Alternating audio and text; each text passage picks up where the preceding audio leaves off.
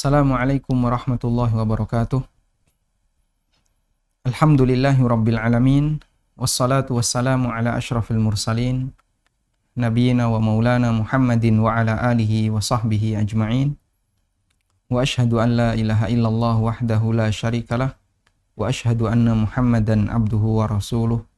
Sallallahu alaihi wa ala alihi wa sahbihi wa sallama tasliman katsira. Thumma amma ba'd. Alhamdulillah, puji syukur kita haturkan kehadirat Allah Azza wa Jalla. Di sore hari ini kembali kita akan membaca buku yang ditulis oleh Ibnul Qayyim yang berjudul Al-Wabilus Sayyib. Dan ini merupakan kajian rutin yang diselenggarakan oleh Majelis Ta'lim Hasanah bekerjasama dengan ANB Channel. Baik, kita akan membaca mulai dari halaman 9 kalau dari buku yang saya bawa. Dan seperti biasa, kita akan gunakan share konten agar jamaah bisa lebih maksimal dalam menyimak. Terakhir yang kita baca adalah sampai di sini ya. Ibnul Qayyim rahimahullah mengatakan, "Fal-'arifu sa'irun ilallahi ta'ala baina hadainil janahain." Orang yang arif, dia menuju Allah Subhanahu wa ta'ala dengan berbekal dua sayap ini. Dua sayap itu apa yang dimaksud? Dua sayap yang dimaksud adalah yang pertama, dia merasa butuh kepada Allah Subhanahu wa ta'ala, dan itu dengan cara melihat aib pada dirinya. Dan yang kedua adalah musyahadatu fadli rabbih. Selalu merasa bahwasanya dia dalam limpahan karunia dari Allah, kebaikan dan rahmat dari Allah Ta'ala, sehingga dia merasa sangat cinta kepada Allah, sangat berterima kasih dan bersyukur kepada Allah Ta'ala. Kata Ibnul Qayyim, seorang hamba menuju Allah Ta'ala dengan dua sayap ini, yaitu menghadirkan perasaan selalu merasa butuh kepada Allah, selalu merasa rendah di hadapan Allah dengan melihat aib yang ada pada dirinya, dan selalu mengiringi hidupnya dengan bersyukur kepada Allah dengan aneka kenikmatan yang telah Allah Subhanahu wa ta'ala berikan kepadanya. La yumkinuhu ayyasira illa bihima. Seorang hamba tidak mungkin menuju Allah Ta'ala kecuali dengan keduanya. Dan semua manusia, kata Allah, menuju Allah. Semua manusia dia menuju Allah. Sebagaimana yang Allah Subhanahu wa ta'ala firmankan dalam Al-Quran, Ya ayyuhal insan, innaka kadihun ila rabbika kadhan famulaki. Wahai manusia, innaka kadihun ila rabbik. Sesungguhnya kalian itu lelah menuju Rabbmu. Maksudnya adalah sesungguhnya kalian itu berupaya bekerja di dunia ini, baik untuk memenuhi syahwatnya, maupun untuk beribadah kepada Allah, ila rabbika, dan kalian itu menuju Rabbmu. Famulaqih, sampai kalian ketemu Allah. Baik mukmin maupun kafir semuanya menuju Allah Subhanahu wa ta'ala, dalam arti semuanya dikembalikan kepada Allah Subhanahu wa ta'ala. Dan seorang mukmin ketika menuju Allah, maka dia mengiringinya dengan dua sayap. Yang pertama adalah menghadirkan perasaan selalu merasa rendah di hadapan Allah, banyak kekurangan pada dirinya, sehingga dia merasa fakir terhadap ampunan Allah, merasa fakir terhadap rahmat Allah. Dan yang kedua, menghadirkan perasaan bahwasanya ada banyak nikmat yang telah Allah berikan kepadanya, sehingga dia selalu berusaha untuk bersyukur dan bersyukur, mencintai Allah Subhanahu wa ta'ala. Fama tafatahu wahidun minhuma fahuwa qattairil ladzi faqada ahadu janahai. Dan ketika dia kehilangan salah satu sayap itu, maka seperti burung yang kehilangan salah satu sayapnya, sehingga nggak bisa terbang. Syekhul Islam rahimahullah mengatakan, dan Syekhul Islam yang dimaksud di sini adalah Abu Ismail Al-Harawi, salah satu di antara gurunya Ibnul Qayyim, Kita coba lihat Abu Ismail Al-Harawi Al-Ansari, penulis kitab Manazilus Sa'irin. Penulis kitab Manazilus Sa'irin yang kemudian itu disyarah oleh Ibnu Qayyim menjadi Madarijus Salikin. Syekhul Islam Abu Ismail Al-Harawi mengatakan, Al-arif, orang yang arif, orang yang berilmu, yasiru ilallah, dia berjalan menuju Allah, baina musyahadatil minnah wa mutala'ati aibin nafsi wal amal. Orang yang arif, dia berjalan menuju Allah Subhanahu wa ta'ala dengan diiringi selalu melihat nikmat Allah yang banyak yang Allah berikan kepadanya. Di saat yang sama, dia juga memperhatikan aib pada dirinya dan kekurangan pada amalnya. Wa hadza ma'na qaulihi sallallahu alaihi wasallam, dan itulah makna dari sabda Nabi sallallahu alaihi wasallam dalam hadis yang sahih, yaitu hadis yang berbicara tentang sayyidul istighfar. Sayyid artinya pemimpin, pemuka. Disebut sebagai sayyidul istighfar karena istighfar ini adalah istighfar yang paling utama, bentuk redaksi istighfar yang paling bagus, sehingga dia menjadi pemimpin bagi seluruh lafaz istighfar. Maka disebut sayyidul istighfar. Dalam sayyidul istighfar, di situ intinya seorang hamba dia menyatakan di hadapan Allah Ta'ala bahwasanya nikmat Allah itu banyak yang Allah berikan kepada dirinya.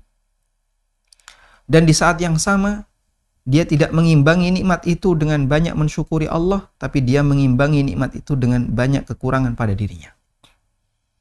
Kekurangan jiwanya, kekurangan amalnya, dan seterusnya. Coba kita baca hadisnya. Dalam hadis Sayyidul Istighfar, ayyakul al-abdu, bacaan yang diucapkan oleh sang hamba adalah Allahumma anta rabbi. Ya Allah, sesungguhnya Engkau adalah Rabbku. Engkau adalah Rabbku. Sehingga di sini ada pengakuan birububiyatillah, pengakuan rububiyah Allah. Pengakuan bahasanya Allah yang menciptakan aku, Allah yang memberi rizki dan kecukupan kepadaku, Allah yang mengatur diriku. La ilaha illa anta. Kemudian pengakuan bahasanya Allah Subhanahu wa ta'ala dia zat satu-satunya yang berhak disembah. Sehingga kalimat la ilaha illa anta adalah pengakuan uluhiyah Allah. Kalimat Allahumma anta rabbi ini pengakuan rububiyah terhadap rububiyah Allah. La ilaha illa anta pengakuan terhadap uluhiyah Allah. Dan tidak ada yang berhak disembah kecuali Engkau. Khalaqtani, ini penjelasan untuk anta rabbi, Engkau yang telah menciptakanku. Karena setelah kita mengakui Allah adalah Rabbun, Rabb kita, kemudian kita nyatakan Engkau ya Allah yang telah menciptakanku. Dan Allah menciptakan kita tentu saja ada tujuan. Ada tugas yang harus kita jalankan. Dan Allah Subhanahu wa ta'ala memberikan kecukupan untuk kita. Wa ana abduka, dan aku adalah hambamu. Sehingga kita mengakui bahasanya kita adalah hamba Allah, beribadah kepada Allah. Syekh Mustafa Al-Adawi rahimahullah, hafizahullah ta'ala mengatakan, apabila doa ini dibaca oleh wanita, maka kalimat ana abduka diganti dengan ana amatuka. Diganti dengan kalimat ana amatuka.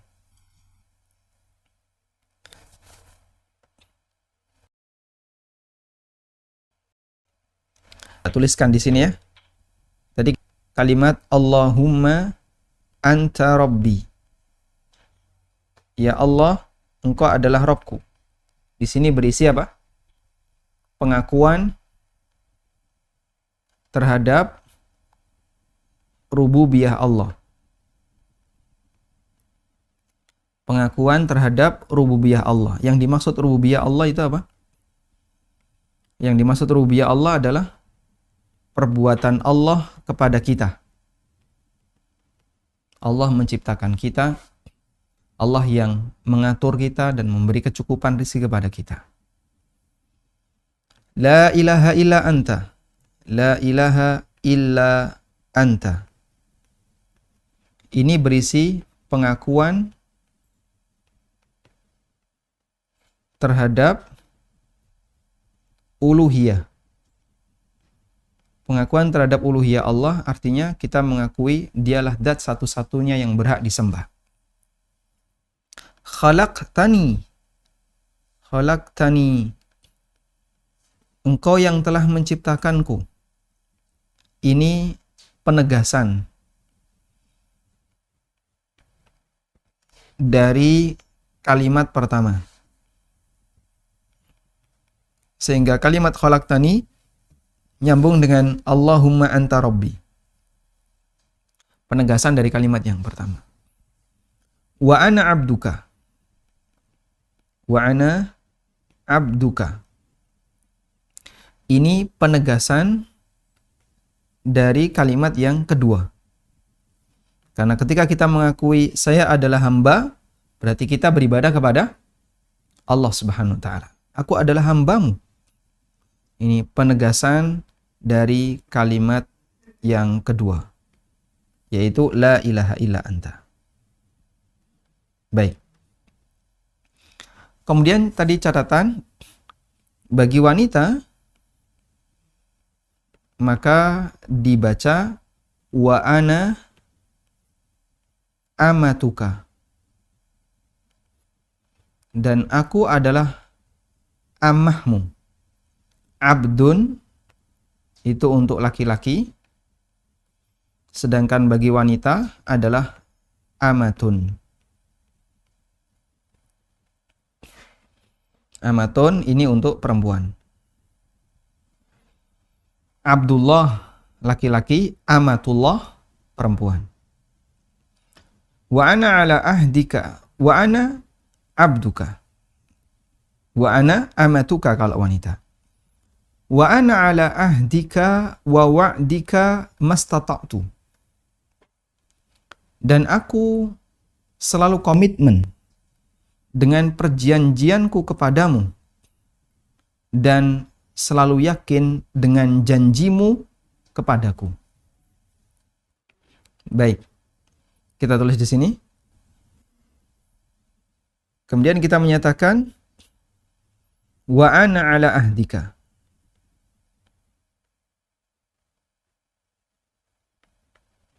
Makna wa ana ala ahdika adalah komitmen dengan perjanjian hamba. Perjanjian hamba, ahdun itu artinya kesepakatan. Perjanjian antara hamba dengan Allah. Hamba berjanji setia kepada Allah. Apa perjanjian hamba kepada Allah? Seperti yang Allah firmankan dalam Al-Quran, alastu bi rabbikum qalu bala syahidna. Ketika Allah Subhanahu wa taala mengambil janji kepada para Bani Adam, bukankah aku adalah Rabbmu? Kemudian para hamba itu mengatakan qalu bala syahidna. Qalu bala syahidna. Coba kita lihat, ini ada di firman Allah Ta'ala di surat Al-A'raf ayat 172. Wa idh akhadha rabbuka min bani adama min dhuhurihim dzurriyyatahum wa ashhadahum ala anfusihim alastu bi rabbikum qalu bala syahidna. Perjanjian antara hamba dengan Allah ini Allah sebutkan di Al-Qur'an surat Al-A'raf ayat 172. Di mana kita berjanji setia untuk siap menghambakan diri kita kepada Allah. Taat kepada Allah, beribadah kepada Allah. Dan perjanjian itu telah diambil oleh Allah Subhanahu wa ta'ala. Sebagaimana yang Allah nyatakan di surat Al-A'raf ayat 172. Tayyib. Dan kita menyatakan dalam Sayyidul Istighfar, aku tetap komitmen dengan perjanjian itu. Sehingga aku tidak mengingkari perjanjian itu, tidak menyalahi perjanjian itu, tapi tetap komitmen. Karena itulah, dan perjanjiannya adalah perjanjian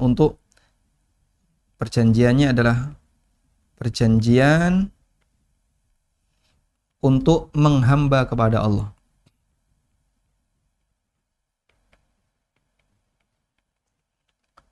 Perjanjian untuk menghamba kepada Allah.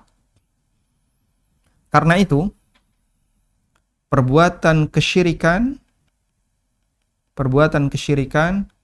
itu sama dengan mengingkari janji.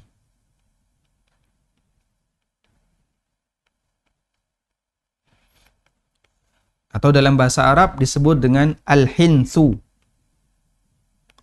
Bentuk mengingkari janji. Bentuk tidak menepati perjanjian. Karena itu Allah Subhanahu wa taala menyebut orang musyrikin, innahum yusirruna 'alal hinthil azim. Mereka terus-menerus bertahan dalam al-hinthul azim, dalam pengingkaran janji yang besar. Ini sebagaimana yang Allah sebutkan di surat Al-Waqi'ah, wa kanu yusirruna 'alal hinthil azim. Anda bisa buka surat Al-Waqi'ah ayat 46.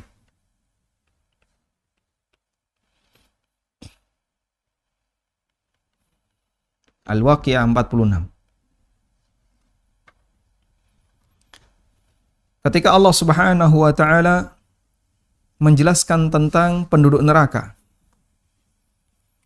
wa ashabus shimali ma ashabus shimal fi samumin wa hamim wa dhillim min yahmum la baridin wa la karim innahum kanu qabla dhalika mutrafin wa kanu yusirruna 'alal hinthil adim. Ashabus shimal yang mereka berada di Samum, di neraka yang penuh dengan racun, wa hamim, dan penuh dengan api yang panas. Kemudian Allah sebutkan berbagai macam kondisi mereka di neraka. Lalu Allah katakan, wa kanu yusirruna 'alal hinthil azim. Dan dulu ketika di dunia, mereka itu terus-menerus bertahan dalam al-hinthul azim, pengingkaran janji yang besar, yaitu mereka kufur kepada Allah Subhanahu wa taala. Karena itu, orang kafir, orang musyrik adalah orang yang disebut oleh Allah sebagai kadzab, sebagai pendusta, karena telah mengingkari perjanjian yang telah Allah ambil dari mereka. Sebagaimana yang Allah Subhanahu wa taala firmankan dalam Al-Qur'an, wa yaqumul ashhadu haula'il ladzina kadzabu 'ala rabbihim. Seperti yang Allah firmankan di surat Hud. Allah Ta'ala berfirman, وَمَنْ أَظْلَمُ مِمَّنِ افْتَرَى عَلَى اللَّهِ كَذِبًا أُولَئِكَ يُعْرَضُونَ عَلَى رَبِّهِمْ وَيَقُولُ الْأَشْهَادُ هَؤُلَاءِ الَّذِينَ كَذَبُوا عَلَى رَبِّهِمْ أَلَا لَعْنَةُ اللَّهِ عَلَى الظَّالِمِينَ. Ada di surat Hud ayat 18. Di surat Hud ayat 18, Allah menyebut bahwa orang musyrik dan tentu saja semua turunannya termasuk orang kafir adalah para pendusta.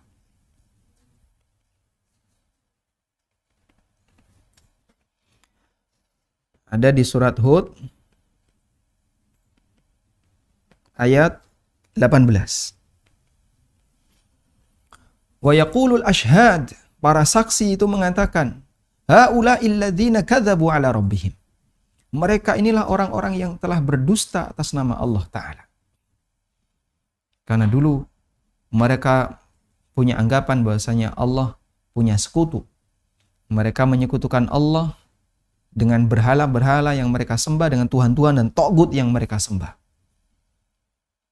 Sehingga mereka menyalahi janji, mengingkari janji, dan itu sifatnya para pendusta. Sehingga Allah Ta'ala sebut mereka sebagai para pendusta. Baik. Di sayyidul istighfar kita mengikrarkan wa ana ala ahdika. Dan aku selalu komitmen dengan perjanjianmu itu ya Allah.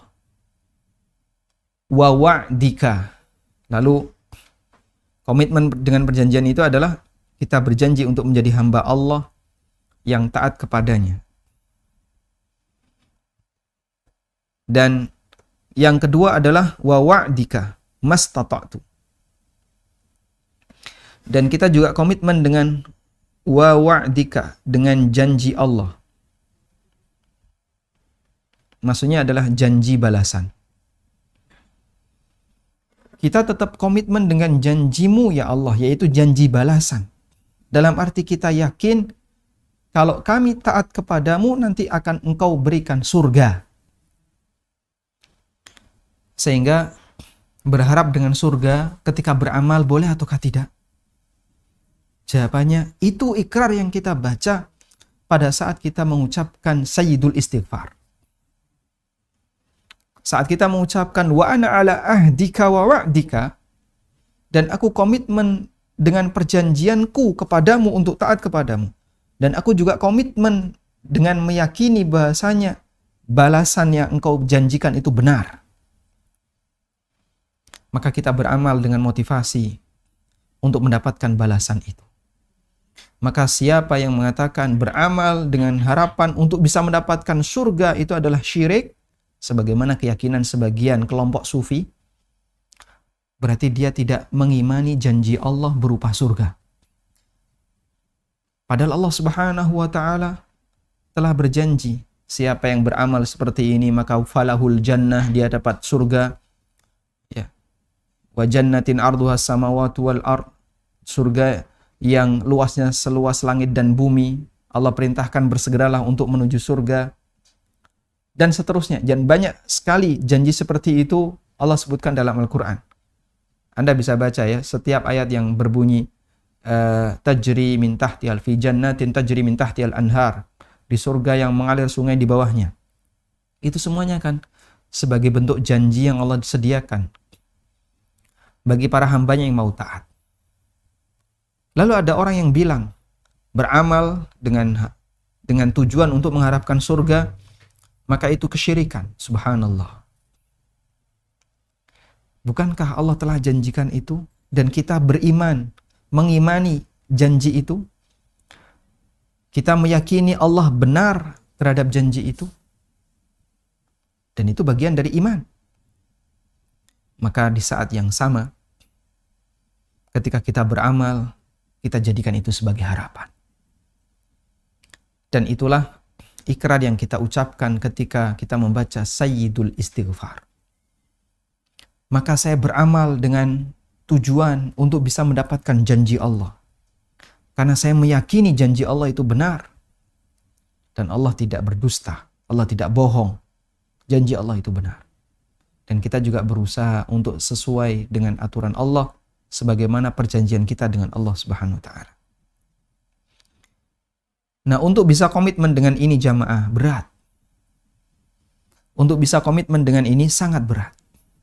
Karena manusia pasti melakukan pelanggaran. Kadang kita meninggalkan sebagian kewajiban. Atau kita melanggar sebagian larangan. Di saat kita melakukan perbuatan, baik meninggalkan sebagian kewajiban, atau meninggalkan atau melanggar sebagian larangan, hakikatnya kita melupakan perjanjian. Makanya kita durhaka kepada Allah. Karena itu kita tambahkan di bagian pernyataan itu dengan kalimat mastata'tu. Mastata'tu, semampuku. Semampuku. Untuk menyatakan bahwasanya kita berusaha untuk komitmen ini sebenarnya pernyataan agar menunjukkan kalau kita ini nggak sombong dengan kemampuan kita, dengan apa yang bisa kita lakukan. Saya akan berusaha semampuku. Karena seperti yang kita sadari banyak pelanggaran yang kita lakukan. Wa ana ala ahdika wa wa'dika mastata'tu. Semampuku ya Allah, aku selalu komitmen dengan perjanjian ini. Meskipun realitanya kita banyak melakukan pelanggaran.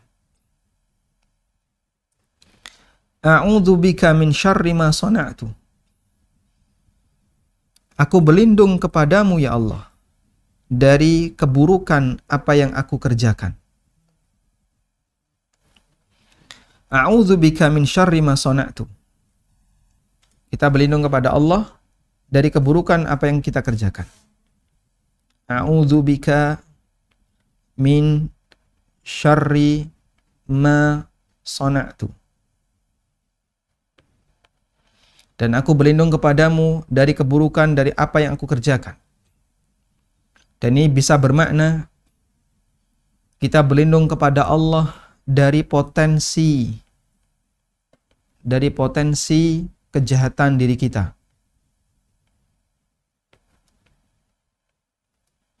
Dari potensi kejahatan diri kita.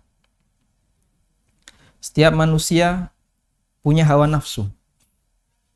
Dan dari hawa nafsunya itulah dia punya potensi kejahatan. Maka kita berlindung kepada Allah dari potensi kejahatan diri kita. Bisa juga makna yang kedua, a'udzubika min syarri ma sana'tu. Kita berlindung kepada Allah dari dampak buruk. Dari dampak buruk akibat kejahatan yang telah kita lakukan. Baik. Sehingga jika kita maknai yang pertama, a'udzubika min syarri ma sana'tu, kita maknai aku berlindung kepadamu ya Allah dari potensi kejahatan pada diriku, berarti artinya kita memohon perlindungan kepada Allah jangan sampai ke depan kita berbuat maksiat. Kita mohon perlindungan kepada Allah agar kita tidak tenggelam dalam maksiat di kehidupan kita berikutnya. Artinya kita dilindungi dari potensi-potensi dosa. Dan kalau kita maknai dengan makna yang kedua, maka maknanya adalah kita mohon kepada Allah semoga dosa yang telah kita kerjakan, semoga aneka dosa dan maksiat yang telah kita lakukan diampuni oleh Allah sehingga kita tidak mendapatkan dampak buruknya berupa hukuman yang diberikan oleh Allah baik dunia maupun akhirat. Dan ini adalah pengakuan kelemahan hamba. Setelah dia menyatakan komitmen dia untuk selalu menyesuaikan diri dengan aturan Allah Subhanahu wa taala. Berikutnya di kalimat yang menjadi titik pembahasan Ibnul Qayyim. Abu'u laka bi ni'matika 'alayya wa abu'u bi dzambi. Aku akui di hadapanmu ya Allah terhadap semua kenikmatan yang telah Engkau berikan kepadaku. Wa abu'u bi dzambi, dan aku akui dosaku. Fajama'a, kata Ibnu Qayyim, fajama'a fi qaulihi sallallahu alaihi wasallam, abu'u laka bi ni'matika 'alayya wa abu'u bi dzambi, baina musyahadatil minnah wa mutala'ati aibin nafsi wal amal. Kata Ibnu Qayyim dalam doa Nabi sallallahu alaihi wasallam, dalam sabda beliau di Sayyidul Istighfar, aku akui kenikmatan yang telah Engkau berikan kepadaku dan aku akui dosa-dosaku. Di situ menggabungkan antara musyahadatul minnah, antara menghadirkan perasaan, yaitu kita merasa telah banyak diberi nikmat oleh Allah. Dan yang kedua adalah selalu melihat aib pada diri kita dan perbuatan kita. Selalu melihat kekurangan pada diri kita dan perbuatan kita. Baik. Baru setelah itu kita mohon ampun kepada Allah. Faghfirli, karena itu ampunilah aku ya Allah. Tidak ada yang bisa kami harapkan selain itu. Ya. Apalagi yang bisa kita harapkan? Amal kita banyak yang kurang, amal kita belum tentu diterima, sementara dosa kita banyak, dan padahal nikmat Allah Subhanahu wa taala telah banyak Allah berikan kepada kita. maka tidak ada yang bisa kita lakukan selain kami hanya bisa mohon maaf. Kami hanya bisa mohon ampun kepadamu. Innahu la yaghfirudz dzunuba illa anta. Sesungguhnya tidak ada yang bisa mengampuni dosa kecuali engkau. Kalimat ini luar biasa indahnya. Innahu la yaghfirudz dzunuba illa anta. Tidak ada yang bisa mengampuni dosa kecuali engkau. Artinya kalau kita renungkan, kepada siapa lagi aku harus mohon ampun jika Allah tidak mau memberi ampun? Padahal satu-satunya yang bisa mengampuni dosa hanyalah Allah Ta'ala. Sehingga seolah kita menyatakan, saya tidak punya harapan kepada siapapun lagi. Jika aku minta ampun kepadamu ya Allah, tapi engkau tidak mengampuniku, kepada siapa lagi aku harus minta ampun? Sementara tidak ada yang bisa mengampuni dosa kecuali engkau ya Allah. Ya. Kalau seorang anak, dia berbuat salah, lalu mungkin bapaknya tidak memaafkan, tapi dia masih punya harapan. Ibu rahimah, seorang ibu yang sangat sayang dengan anaknya, dia masih punya harapan. Semoga ibu bisa memaafkan saya. Akhirnya mungkin sang anak tidak berani menghadap bapak, karena dia tahu kalau menghadap bapak pasti akan dihukum. Tapi dia masih punya peluang untuk bisa mendapatkan ampunan dengan menghadap ibu, untuk bisa mendapatkan maaf dengan menghadap sang ibu. Maka anak akan mendekati pada salah satu di antara orang tuanya yang masih ada harapan untuk bisa memaafkan. Itu hubungan antara anak dengan orang tua. Bagaimana dengan Rabb-nya Azza wa Jal? Ketika sang hamba berbuat salah kepada Rabb-nya, dan satu-satunya yang bisa mengampuni dosa hanyalah Rabb-nya, lalu dia mohon ampun kepada Rabb-nya, ternyata ditolak oleh Allah, maka seorang hamba akan putus asa. Kepada siapa lagi aku akan minta ampun? Padahal satu-satunya yang bisa dimintai ampunan hanya Allah, dan yang bisa mengampuni hanya Allah Subhanahu wa Ta'ala. Sehingga dengan merenungkan kalimat-kalimat ini saat kita membaca Sayyidul Istighfar, maka akan sangat berpeluang besar dosa kita diampuni oleh Allah Ta'ala. Karena kita mengakui kekurangan diri kita, di saat yang sama kita juga musyahadatul minnah, mengakui sekian banyak nikmat yang telah Allah berikan kepada kita.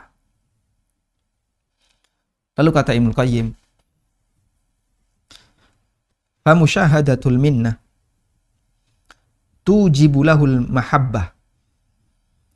Dengan selalu mengakui nikmat, maka akan membuat kita mencintai Allah, memuji Allah, dan bersyukur liwaliyin ni'am, kepada zat yang telah memberikan nikmat.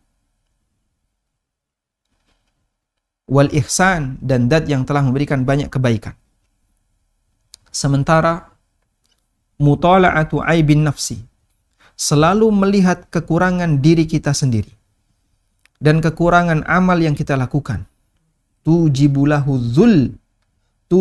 dhulla wal inkisar, akan membuat kita selalu merasa rendah dan merasa butuh, al-iftikar, merasa fakir, serta membuat kita akan rajin bertaubat fi kulli waqtin, di setiap saat. Sehingga kalau kita mengakui kekurangan diri kita, kekurangan kita bisa bentuknya kekurangan yang sifatnya gawan bayi, yaitu yang melekat pada semua manusia. Kita nggak maksimal, kita banyak kurang, kita banyak salah, atau kekurangan dalam bentuk perbuatan maksiat yang secara sengaja kita lakukan. Kita nggak kuat untuk sholat sepanjang masa, sebagaimana yang dilakukan oleh malaikat tanpa henti. Mereka ibadah sesuai dengan apa yang diperintah. Kita kan tidak bisa. Sholat selesai, kita melakukan aktivitas yang lain. Kita butuh tidur, kita butuh makan, kita butuh ABC sebagaimana layaknya binatang. Yang dia butuh makan, butuh tidur, butuh untuk bisa bertahan hidup. Dengan semua unsur kehidupan. Malaikat tidak. Mereka ibadah terus. Sujud terus. Sepanjang tidak diperintah untuk menghentikan sujudnya. Ada yang ruku terus, ada yang sholat terus, tanpa henti. Malaikat. Dan mereka tidak butuh makan, mereka tidak butuh tidur. Yusabbihuna rabbahum, mereka bertasbih kepada Rabb mereka. Tanpa futur, tanpa ada hentinya. Manusia ada kekurangan. Dia nggak bisa seperti itu. Sehingga dia kurang ketika melakukan ketaatan kepada Allah. Di saat yang sama, dia juga kurang dalam bentuk banyak berdosa kepada Allah. Maka akan menyebabkan dirinya selalu merasa rendah di hadapan Allah. Saya itu banyak salahnya. Ya. Lalu dia merasa butuh di hadapan Allah dan bertobat di setiap saat. Wa alla yara nafsahu illa muflisan. Dan setiap kali dia memandang dirinya, dia hanyalah seorang yang muflis, yang banyak bangkrut. Sebab dosanya lebih banyak dibandingkan ketaatannya. Ya. Wa aqrabu babin dakhala minhul abdu 'ala Allah, babul iflas. Pintu terdekat yang bisa dimasuki oleh seorang hamba untuk mendekat kepada Allah adalah pintu al-iflas. Maksudnya adalah dia selalu merasa rugi, merasa bangkrut. Ya. Sehingga dia tidak merasa dirinya punya posisi. Dia tidak merasa dirinya punya jasa. Fala yara li nafsihi halan wala maqaman wala sababan yata'allaqu bihi. Kamu enggak punya jasa apapun, kamu enggak punya kehebatan apapun, enggak punya posisi apapun. Wong orang bangkrut kayak gini. Wala wasilatan minhu yamunnu biha, dan dia juga tidak punya peran apapun, tidak punya sarana yang bisa dia banggakan. Maka dia mendekat kepada Allah min babil iftikar, as-sirf, dengan melalui pintu selalu merasa butuh, wal iflasil mahd, dan melalui pintu selalu merasa rugi. Murni saya itu bangkrut, saya itu orang yang rugi. Sebagaimana yang Allah nyatakan di surat Al-Asr, wal asri innal insana lafi khusr.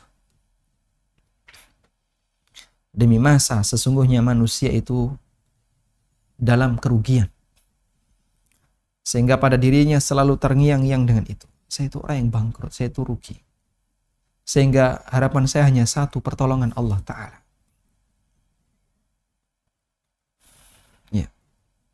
Dia masuk sebagaimana masuknya orang yang kasaral faqru wal maskanatu qalbahu. Sebagaimana orang yang sudah nggak punya harapan dalam hatinya. Hatta wasalat tilkal kasrah ila suwaida fansada. Sampai kerugian itu ada pada puncak kebinasaan. Sudah saya nggak punya apa-apa lagi. Blas. Ibaratnya begini ya, ada orang yang dia meminta bantuan kepada orang yang kaya dan dermawan, serta baik hati. Lalu dia nyatakan, Pak, saya sudah nggak punya apa-apa, Pak. Pekerjaan sudah nggak ada, Pak. Duit juga udah habis. Ini apa-apa sudah saya jual semua. Kemudian istri saya sudah gugat cerai, kita udah pisah. Anak-anak sudah kebalik ke mertua. Sudah saya tinggal manusia sebatang kara. Sudah tidak ada apa-apa lagi yang bisa kira-kira dibanggakan pada dia. Tapi utang saya masih banyak. Saya sudah nggak bisa bayar apapun. Maka dia mendekat kepada Allah sebagaimana kondisi orang yang sangat berada di posisi titik nadir. Titik nol. Saya sudah pasrah. Wa syamalathul kasra min kulli jihatin. Kerugian dan penyesalan itu dari segala arah. Sehingga wa syahida, dia merasa sangat darurat, sangat mendesak untuk mendekat kepada Rabb-nya. Dia sangat butuh. Butuhnya kepada Allah itu butuh yang sempurna, sangat butuh. Sudah kepada siapa lagi saya harus minta tolong? kalau tidak kepada Engkau ya Allah. Wa anna fi kulli dzarratin min dzarratihi adh-dhahira wal batinah faqatan tamah. Semua sudut dan titik yang ada pada tubuhnya itu sangat miskin, sangat butuh di hadapan Allah Ta'ala. Wa daruratan kamila ila rabbih. Dia mendesak yang sempurna kepada Rabb-nya, artinya dia sangat butuh kepada Allah. Sampai pada tingkatan in takhalla anhu tarfata ainin halaka. Jika Allah tidak menolongnya sekejap mata, maka dia akan binasa. Ya. Sebagaimana yang kita nyatakan di setiap pagi dan sore, ya hayyu ya qayyum birahmatika astaghits aslih li sya'ni kullahu wa la takilni ila nafsi tarfata ainin. Perbaiki seluruh urusanku ya Allah. Dan jangan engkau pasrahkan diriku kepada diriku sendiri.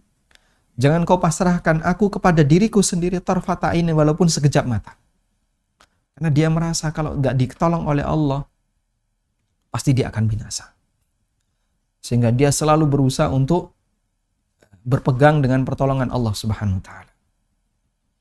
Wa khasira khasaratan la tujbar. Dia selalu merasa rugi yang tidak bisa ditutupi. Illa ayya'udallahu alaihi wa yatadarakahu birahmatihi. Kecuali jika Allah Ta'ala mengembalikannya dan Allah menolong dengan rahmatnya. Baik. Itulah kunci ubudiyah sebagaimana yang disampaikan oleh Ibnu Qayyim di sini. Sehingga intinya bagaimana hamba itu merasa di titik nol, kalau tidak ditolong oleh Allah sekejap mata pasti dia binasa. Maka di saat itulah dia akan sangat merasa butuh kepada Allah, sehingga dia takut jangan sampai Allah biarkan dirinya walaupun hanya sekejap mata, walaupun hanya tarfata ain. Wala tariqa ilallah aqrabu minal ubudiyah. Tidak ada jalan menuju Allah yang lebih dekat melebihi jalan ubudiyah. Ketika seorang hamba itu menghambakan diri kepada Allah dengan sempurna, maka dia akan semakin dekat dengan Allah. Wala hijaba aghlad minad da'wa. Dan tidak ada tabir yang lebih keras dibandingkan hanya sebatas klaim cinta tapi tanpa bukti. Dan itu membuat Allah murka kepada hamba, sebagaimana klaimnya orang Yahudi Nasrani yang mereka mengatakan nahnu abna'ullah wa ahibba'u. Kami adalah kesayangan Allah, manusia pilihan Allah. Ya. Sehingga mereka menyebut diri mereka adalah pilihan Allah. Ya. Tapi ternyata klaim itu tanpa bukti. Selanjutnya jamaah yang dimakan Allah, wal ubudiyah madaruha ala qa'idatain huma asluha hubbun kamil wa dhullun tam. Dan ubudiyah, porosnya, kuncinya itu kembali kepada dua prinsip tadi. Yang pertama adalah qa'idatain huma asluha, kembali kepada dua prinsip yang itu merupakan asluha, merupakan asal dari ubudiyah. Yang pertama adalah hubbun kamil, cinta yang sempurna. Wa dhullun tam, dan kehinaan yang sempurna. Wa man sya'u hadzainil aslain an dainikal aslain al-mutaqaddimain. Dan dua prinsip ini itu tumbuh dari dua prinsip yang sudah disampaikan sebelumnya, yaitu musyahadatul minnah, selalu merasa mendapatkan banyak nikmat dari Allah dan selalu melihat kekurangan serta aib pada dirinya dan amalnya. Wahuma musyahadatul minnah, dan itu adalah merasa terlalu banyak nikmat yang Allah berikan kepada kita. Allati turithul mahabbah, yang itu bisa menyebabkan orang menjadi cinta kepada Allah. Dan yang kedua adalah mutala'atu aibin nafsi wal amal, selalu melihat kekurangan dirinya dan amal perbuatannya. Allati turithu dzulla wa attam, yang itu akan membuat dia merasa rendah di hadapan Allah Subhanahu wa taala. Wa idza kana al-'abdu, jika seorang hamba dia membangun amalnya kepada Allah dengan dua prinsip ini, lam yadfar aduhu, maka musuhnya yaitu iblis tidak akan bisa mengalahkannya. Illa ala ghirratin wa ghaflah, kecuali kalau dia lalai. Wa ma asra'a ma yun'ishuhu Allah azza wa jalla wa yajburuhu wa yatadarakuhu birahmati. Dan kalau dia sudah sering dekat dengan Allah, lalu tiba-tiba satu ketika dia lalai, maka pertolongan Allah itu cepat. Allah akan cepat untuk kemudian membangunkannya, menyadarkannya, dan menutupi kekurangannya, serta menolongnya dengan rahmatnya. Masya Allah ya. Ini renungan yang bisa kita ambil dari penjelasan Ibnu Qayyim ketika beliau menjelaskan Sayyidul Istighfar, yang di situ berisi bagaimana kunci agar seorang hamba bisa menjadi manusia yang sukses ketika melakukan ubudiyah kepada Allah Subhanahu wa taala. Sehingga dia tidak ujub kalau dia melihat kekurangan pada dirinya. Dan dia tidak merasa mengeluh saat dia dapat musibah atau ketika dia mengalami sesuatu yang sempit, karena dia merasa masih banyak nikmat yang Allah telah berikan kepadanya. Dengan cara seperti itu, hidupnya akan selalu diiringi dengan syukur dan merasa rendah di hadapan Allah. Wallahu ta'ala alam. Semoga bermanfaat. Wassallallahu ala nabiyyina Muhammadin wa ala alihi wa sahbihi wasallam.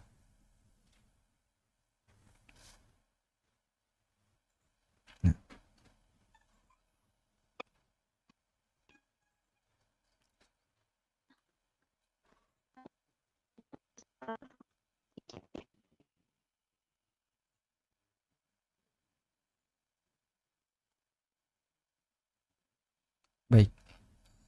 Selanjutnya, silakan jika ada pertanyaan.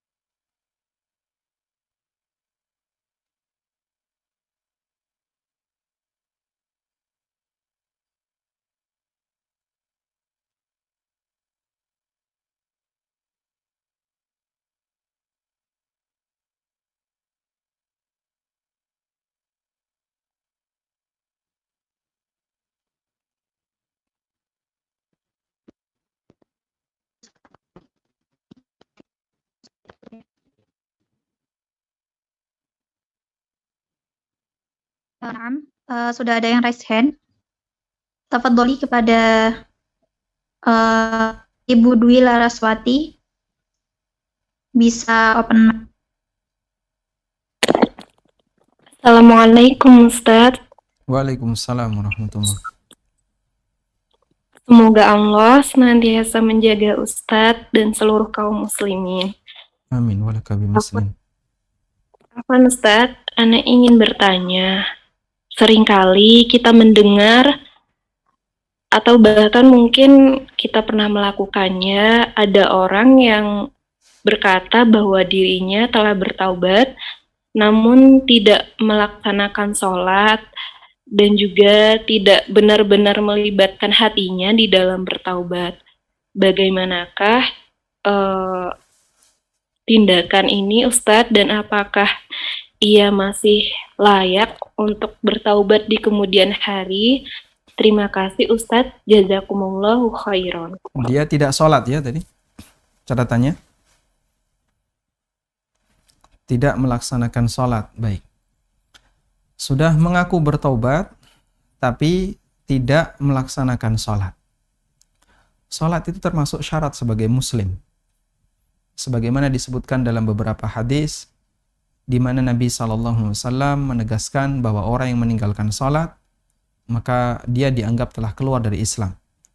al-ahdul ladzi bainana wa bainahumus shalah faman tarakaha faqad kafar. Perjanjian antara kami dengan mereka adalah salat. Siapa yang meninggalkan salat maka dia kafir.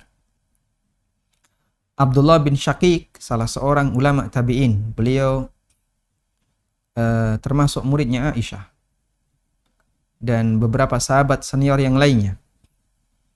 Abdullah bin Syaqiq rahimahullah pernah mengatakan, tidak ada satu amal yang jika ditinggalkan bisa menyebabkan pelakunya jadi kafir menurut para sahabat Nabi SAW kecuali salat. Ada banyak amalan yang Allah perintahkan untuk kita. Salat, puasa, zakat, haji, kemudian sedekah, dan beberapa amal yang lainnya baik yang wajib maupun yang sunnah. Untuk amal yang sunnah jelas, ketika ditinggalkan tidak memberikan pengaruh terhadap dosa, karena amal sunnah ketika ditinggalkan tidak berdosa. Untuk amal yang wajib, dari sekian banyak amal yang wajib, ketika ditinggalkan menyebabkan pelakunya jadi kafir, hanya satu, yaitu salat. Sehingga ini menunjukkan bahasanya salat adalah al-wajibul asasi, kewajiban yang paling asasi, yang paling prinsip, yang harus dilakukan oleh seorang hamba. Baik, berkaitan dengan amal. Kalau berkaitan dengan masalah akidah dan tauhid, itu kaitannya dengan keyakinan. Ini kita bicara amal. Sehingga kalau dia mengaku bertobat tapi nggak sholat, ya percuma saja. Dia tetap di posisi, berarti pengakuannya, klaimnya adalah klaim dusta. Baik, tapi kalau begini kasusnya ya. Dia sebagai muslim yang telah memenuhi kewajibannya. Dia sholat, dia puasa, dan kewajiban-kewajiban lain dia lakukan. Namun ada satu kesempatan di mana dia melakukan maksiat. Lalu ketika dia melakukan maksiat, dia bertobat. Nah, pertanyaannya, apakah syarat tobat itu sifatnya harus isti'ab, menyeluruh ke seluruh kesalahan? Sehingga kalau misalnya dia pernah tidak puasa, ya, berarti salahnya di mana? Meninggalkan kewajiban puasa. Ramadan ada wanita yang mengalami haid, lalu nggak diqadha sampai masuk Ramadan berikutnya. Kemudian setelah itu haid juga di Ramadan itu, sehingga numpuk utangnya. Akhirnya dia malas, nggak qadha lagi sampai masuk Ramadan berikutnya, numpuk-numpuk terus. Dan dia juga punya dosa yang lain, misalnya kesalahan ghibah, kesalahan ngambil harta suami tanpa izin, dan beberapa dosa yang lainnya. Nah, yang jadi pertanyaan, apakah wanita ini ketika dia bertaubat dari ghibah, dia juga harus taubat dari puasa yang dia tinggalkan, dari mengambil harta suami tanpa izin, dan seterusnya, dari dosa-dosa yang lain? Jawabannya yang benar, taubat itu yatajazza. Taubat itu sifatnya parsial. Sehingga kalau dia salah di tempat A, lalu dia taubat di posisi A, dan serius, kemudian dia lakukan semua konsekuensinya, maka insya Allah diterima taubatnya di A. Tapi dia masih punya dosa B, punya dosa C. Nah, ini butuh taubat yang lain untuk B, C. Sehingga bukan syarat dosamu A akan diampuni jika kamu taubat B dan C. Taib. Ada juga yang mengatakan bahwa dosa yang kecil bisa diampuni kalau orang itu bertobat dari dosa besar. Tapi ini bicara masalah kafarah. Sehingga dosa kecil tidak bisa tertutupi dengan sholat yang kita lakukan kalau kita masih punya dosa besar yang belum ditaubati. Allah Ta'ala berfirman, in tajtanibu kaba'ira ma tunhauna anhu nukaffir ankum sayyi'atikum. Kalau kalian meninggalkan dosa-dosa besar yang kalian dilarang untuk melakukannya, maka akan aku berikan kafarah. Akan aku tutupi sayyi'atikum, dosa-dosa kalian yang lain. Sehingga kalau dosa besar belum ditobati, maka dosa kecil tidak diampuni. Dan di sini ada khilaf apakah ketika orang tobat dari dosa kecil harus juga tobat dari dosa besar, sehingga dia ketika tobat di dosa A, apakah juga harus tobat di dosa B? Tadi ada khilaf dalam masalah ini, dan yang benar adalah yatajazza. Sifatnya parsial. Sehingga dia tobat di dosa A, masih punya dosa B, dosa C, maka ini dosa B, dosa C butuh ditobati di kesempatan yang lain. Wallahu a'lam. Yes, kepada penanya selanjutnya, silahkan kepada Ibu Ika, bisa open mic. Tafadholi. Nah, jazakallahu khair. Assalamualaikum warahmatullahi wabarakatuh, Ustadz. Waalaikumsalam warahmatullahi wabarakatuh. Semoga Allah selalu menjaga Ustadz dan keluarga. Amin ya rabbal alamin. Amin. Ustadz barusan mendengar tadi jawaban Ustadz untuk yang pertanyaan pertama tadi, berarti setiap dosa harus ibaratnya kita mentaubati masing-masing gitu ya Ustadz. Apakah tidak diperbolehkan jika kita, ya kadang-kadang kita tidak merasa berbuat dosa gitu, khawatirnya seperti itu Ustadz. Padahal sebetulnya dosa pasti banyak ya satu hari itu gitu. Apakah tidak bisa apabila taubat itu dilakukan dalam tanda kutip sekaligus gitu. Jadi mohon ampun nama Allah atas dosa-dosa yang pernah dilakukan, entah dulu, entah yang tahu atau yang tidak, entah disadari atau tidak, seperti itu. Terus pertanyaan kedua, akhir-akhir ini tuh ya sejak pandemi ini kayaknya kok sering merasa gelisah gitu Ustadz. Kadang kalau dipikir entah karena apa gitu, tapi hati itu sering berdegup kencang gitu. Apakah itu juga disebabkan karena dosa-dosa yang mungkin tidak disadari atau bagaimana? Padahal sudah berusaha juga untuk menjaga amalan-amalan harian ya. Terus bagaimana cara menghilangkannya dan kiat apa agar tidak sering merasa gelisah seperti itu? Jazakallahu khair Ustaz. Nah, saya tadi sedang membahas apakah syarat untuk dosa A diampuni ketika orang bertobat di dosa A, dia harus bertobat pula di dosa B, C, D, dan dosa-dosa yang lainnya. Yang benar bukan syarat. Sehingga kalau dia melakukan dosa A, misalnya tadi, dia melakukan dosa tidak mengqadha puasa selama beberapa tahun. Dia juga punya dosa ghibah. Dia punya dosa pernah mengambil harta temannya. Ya. Misalnya ngambil barang temannya belum dikembalikan. Dia juga punya dosa pernah misalnya salah kepada suaminya, ngambil uang suaminya tanpa izin, dan beberapa dosa yang lainnya. Lalu dia taubat untuk dosa yang pertama, yaitu saya pernah meninggalkan puasa karena udzur, ya, karena haid udzur, tapi dia tunda untuk bayar, untuk mengqadha sampai numpuk banyak. Berapa tahun? Ya kurang lebih 5 tahun. Kemudian nggak puasanya berapa hari? Rata-rata masa haid 7 hari. Masya Allah, 35. Jadinya Anda harus puasa 35 hari sebelum masuk Ramadan berikutnya. Kalau enggak, numpuk dosa. Kemudian dia bertobat. Dan dia berusaha untuk menjalankan puasa, mengqadhanya selama 35 hari. Ya, entah dengan secara terpisah ataukah berturut-turut. Intinya dia bertobat. Nah, apakah tobatnya ini diterima? Dengan syarat jika dia juga bertobat dari dosa ghibah, dari dosa ngambil harta orang lain? Jawabannya tidak harus. Insya Allah kalau dia serius tobat untuk kesalahan meninggalkan puasa tadi, maka insya Allah tobatnya diterima untuk kesalahan ini. Nah, untuk kesalahan yang lain, nanti dia perlu tobat untuk masing-masing kesalahan. Nah, sekarang bolehkah kita bertobat untuk semua dosa? Jadi secara umum dosa yang kita lakukan ada 2 ya. Yang kita ketahui dan yang tidak kita ketahui. Yang kita sadari dan yang tidak kita sadari. Pasti itu. Nah, untuk dosa yang kita sadari, maka butuh al-qasdu khas, ya, butuh niat khusus untuk mentaubatinya. Karena harus diiringi dengan merasa menyesal, diiringi dengan tekad untuk tidak mengulangi. Karena inti taubat adalah an-nadm. An-nadm huwa taubah. Taubat, inti taubat adalah an-nadm, merasa menyesal. Nah, sehingga kalau kita melakukan dengan sengaja, perlu ada penyesalan.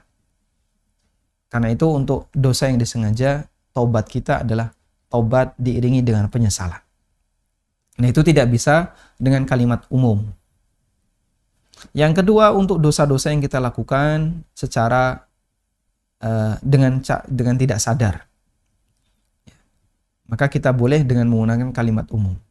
Ya Allah, ampuni seluruh dosa-dosaku, ya, dan mohon perlindungan jangan sampai, dan lindungilah aku untuk melakukan dosa berikutnya.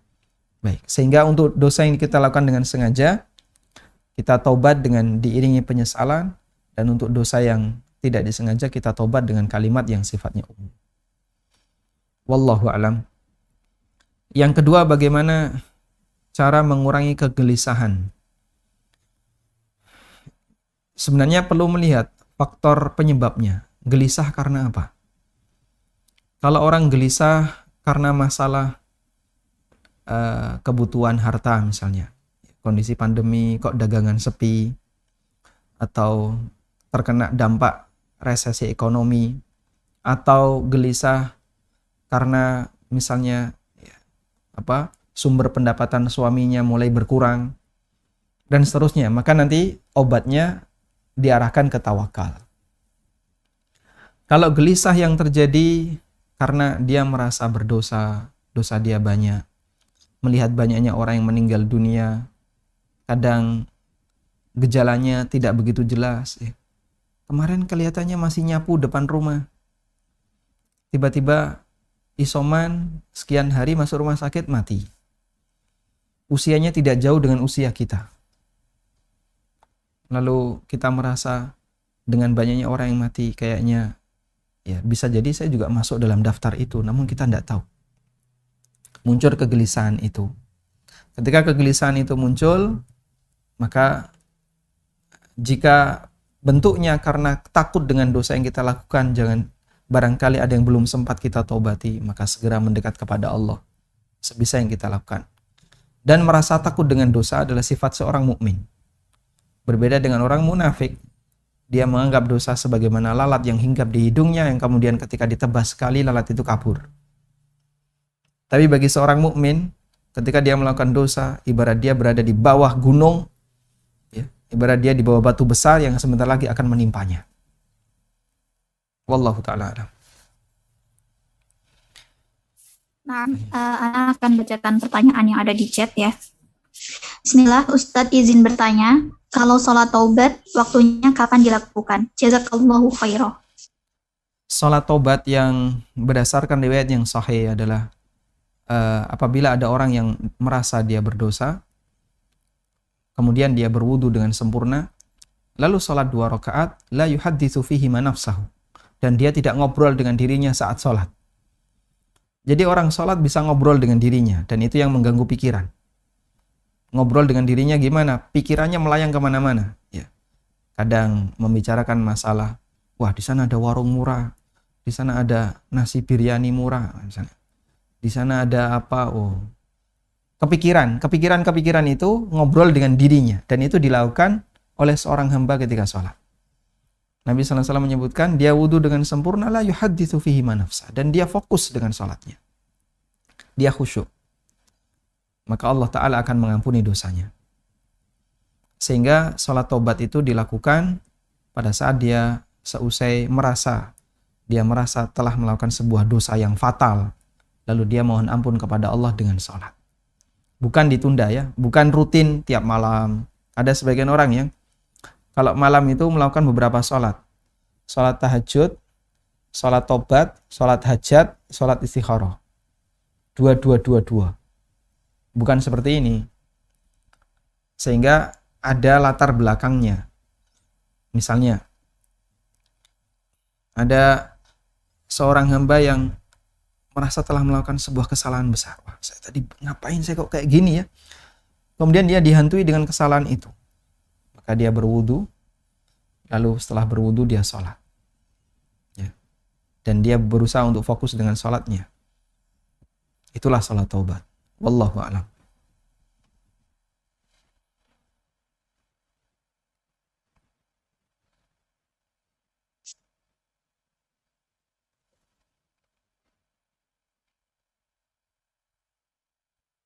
Naam, sempat terputus sedih.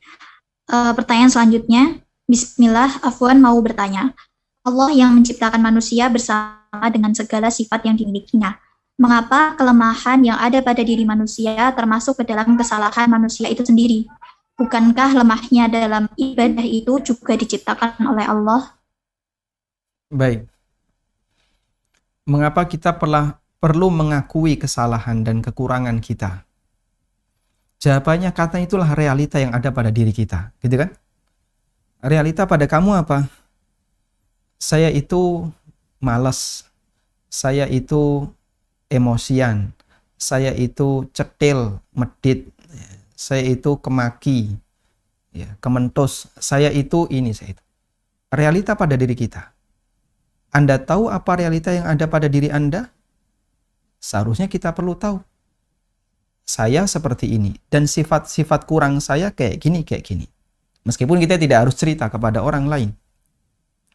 Ya, barangkali saat ibu-ibu ta'aruf dulu ya, kemudian cerita kepada calon suaminya melalui biodata apa sifat-sifat kekurangannya, ya, misalnya gampang emosi, punya apa misalnya perasaan yang seperti ini, perasaan suka berubah-ubah, angin-anginan dan seterusnya, itu kan kita tulis. Anda tulis biar calon pasangan ini mengenal kita kurang lebih kayak gini, treatment berikutnya apa, ya. Mengakui itu tidak adalah bagian dari mengakui realita. Allah ciptakan kita dengan kelemahan. Sudah tahu lemah tidak diakui. Sudah tahu banyak kekurangan tidak diakui. Itu kalau kita pakai bahasa agak keras kan. Kamu ini gimana nggak sopan gitu ya. Ya bahasa lainnya kurang ajar gitu. Sudah tahu seperti itu tapi tidak diakui. Sehingga kenapa kita perlu mengakui kekurangan kita? Kan itu realita pada diri kita. Dan mengakui realita bukan sesuatu yang tercela. Bukankah Allah ciptakan kita seperti itu? Ya betul, justru itu. Maka kita mengakui kondisi kita, ya Allah, kondisi kami ya Allah hanya seperti ini. Harapan kita adalah dengan itu kita mendapatkan maaf dari Allah, mendapatkan ampunan dari Allah, dan dikasih oleh Allah Subhanahu wa Ta'ala kelonggaran dengan sebab pengakuan yang kita lakukan. Lain halnya, sudah tahu lemah, sombong, ya, gak mengakui kelemahannya, akhirnya dia ujub, ya, dengan amal yang dia lakukan, dia sum'ah, dia pamer dengan amalnya, merasa hebat, merasa berjasa bagi umat. Dan itu bisa mengundang murka Allah Subhanahu wa Ta'ala. Sangat disayangkan, bisa jadi ibadah itu hangus gara-gara kondisi hati yang tidak sehat seperti ini. Wallahu a'lam. Nah, pertanyaan selanjutnya, Assalamualaikum warahmatullahi wabarakatuh. Ustadz, izin bertanya, kita sudah bersabar dan memaklumi setiap kesalahan. Namun akhirnya malah menganggap sepele semua kesalahan itu. Bagaimana cara menyikapinya, Ustadz? Ini kesalahan orang lain ya. Ada orang yang berbuat salah sama kita, lalu kita sudah bersabar dan memaklumi kesalahan itu. Akhirnya kita malah menganggap sepele kesalahan itu. Ya berarti cara menyikapinya adalah sabar di sini bisa dalam arti Anda perlu menyikapi dengan baik, di mana kadang dikasih hukuman, kadang dimaafkan. Agar tetap yang bersalah itu menganggap kesalahan ini ada konsekuensinya, ada hukumannya, sehingga dia akan waspada, dia akan hati-hati. Kemudian kita berusaha sabar dalam arti berusaha untuk memaafkan dan berimbang, kadang dimaafkan, kadang diberi hukuman. Makanya begini, tidak semua kesalahan itu dimaafkan. Ada kesalahan yang dia dimaafkan. Ada kesalahan yang tidak dimaafkan. Rasulullah SAW punya sifat yang Allah sebutkan dalam Al-Quran, bil mu'minina raufur rahim. Beliau itu orang yang sangat rauf, yang sangat penyayang, rahimun, sangat belas kasihan dengan orang-orang yang beriman. Tapi ada beberapa orang yang oleh Nabi SAW tidak dimaafkan. Tidak dimaafkan. Contohnya Pak, ada beberapa orang yang dibunuh oleh Rasulullah SAW ketika Fathu Mekah. Padahal di antara mereka ada yang sudah berlindung di Ka'bah. Abdullah bin Khattal. Pada saat Fathu Mekah, dia itu berlindung di Ka'bah, megang Ka'bah dengan harapan dimaafkan. Tapi Nabi SAW tidak memaafkan, sehingga dia tetap dibunuh. Dia tetap dihukum dengan hukuman bunuh. Pak, kok bisa Nabi SAW tidak memaafkan?